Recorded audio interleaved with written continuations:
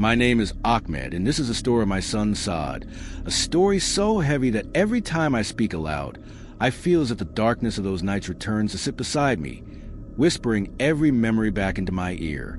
Behind our house stood an ancient graveyard from the time of the British, a place so old that even the stones seemed tired, leaning against each other as if they'd been carrying the weight of forgotten souls for centuries. The names carved into the graves had faded, the marble cracked, and the soil around them looked as if it had been disturbed more often by shadows than by people. Saad's room faced directly toward this graveyard, and through his window one could see crooked tombstones, dying trees, and long stretches of land where no human footsteps had fallen for years. At night, the wind that passed through the broken branches carried a strange, chilling scent of damp earth, of rotting leaves, and sometimes something colder, something like the breath of the unseen. Saad was a hard-working boy, always studying late into the night, determined to secure a future brighter than the gloom of that graveyard. He kept his windows slightly open, believing fresh air helped him stay awake. But he never realized that sometimes a night brings more than just air with it. It was around 2:30 a.m. when everything truly began. Saad was bent over his books, his lamp casting a warm but lonely circle of light around him. Outside, the night seemed unnaturally silent. Out of curiosity or restlessness, he leaned toward the window and looked out. The world beyond was empty. No people, no movement, just graves stretching into the dark. But something was wrong. The birds, which should have been asleep at that hour, were flying restlessly from branch to branch, as if they were terrified of something unseen. Their wings seemed frantic, their cries sharp and confused. Then, suddenly, dogs began barking from somewhere deep inside the graveyard. Loud, violent barks that echoed against the stones. Their voices sounded panicked, almost desperate, as though they had come face to face with something not meant for the living. Saad felt a wave of uneasiness wash over him.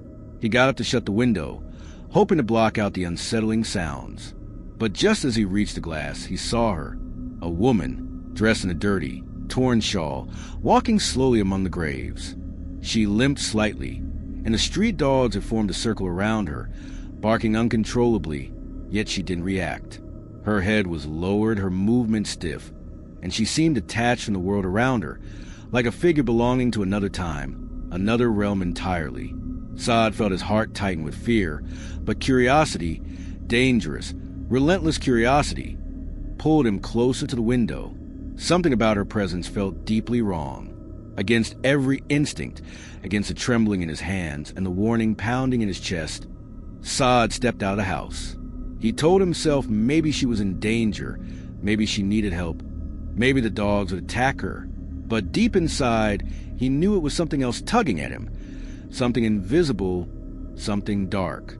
He followed her into the graveyard. The air grew colder with every step he took, as if he were walking deeper into a different world, one where time moved slower and shadows breathed. The woman stopped near an old tombstone, one Saad swore he had never seen before despite living next to the graveyard his entire life. The stone was cracked, covered in moss, and the earth around looked freshly disturbed even though no one had visited this place for decades. Saad hesitated, his breath trembling in the cold air. He wanted to turn back, run home, pretend none of this was happening. But something held him there. Maybe fear, maybe fascination, maybe the silent pull of whatever stood before him. He cleared his throat and asked softly, "Who are you? Why are you here so late?" The woman did not respond. For a moment, everything was still, and then he heard it, the sickening sound of bones cracking. Slowly, impossibly slowly, the woman twisted her neck, not just turning her head. Her entire neck twisted backward until her face was staring directly at Saad while her body remained facing the grave. Her eyes were hollow, sunken, lifeless, like empty sockets searching for something to consume. Her skin looked stretched thin over bone, as if she had been dead for years. And when her lips parted, Saad felt something deep inside him shatter. Terror surged through him, and instinct took over. He turned and ran, stumbling over stones and roots, his breath ragged, his vision blurred with panic. He didn't dare look back. The darkness behind him felt alive, chasing him, reaching for him with cold, invisible hands. By the time he reached the gate of the graveyard, his foot struck a large stone, and he fell hard to the ground, hitting his head. The world spun violently before collapsing into darkness, and Saad lay unconscious on the cold soil while the graveyard watched him in silence. At dawn, when the sun barely touched the edges of the old graves, I found my son lying near the gate. His face was pale, his hands icy, and his pulse faint. I carried him home, terrified, calling his name over and over, praying that he would open his eyes. When he finally woke up, his voice was weak and trembling as he told me everything he had seen. The woman, the cracking bones, the twisted neck, the dogs, the darkness.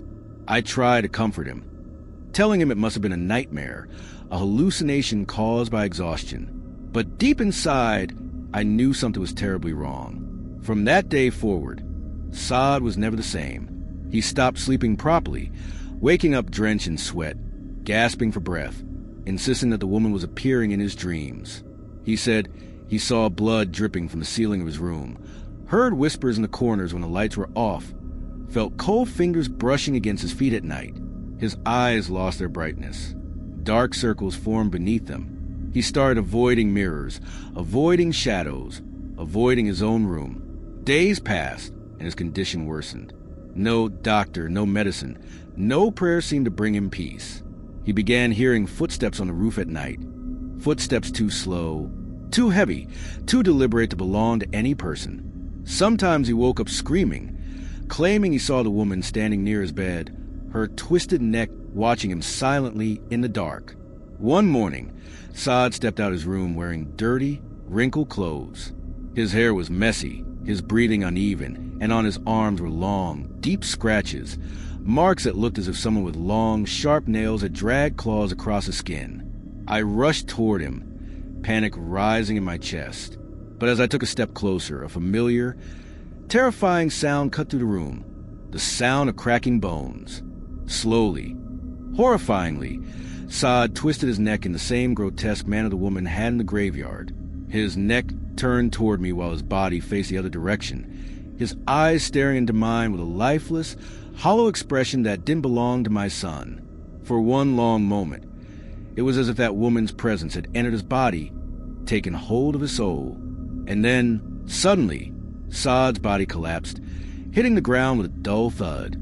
I rushed to him, screaming his name, shaking him, begging him to open his eyes, but it was too late.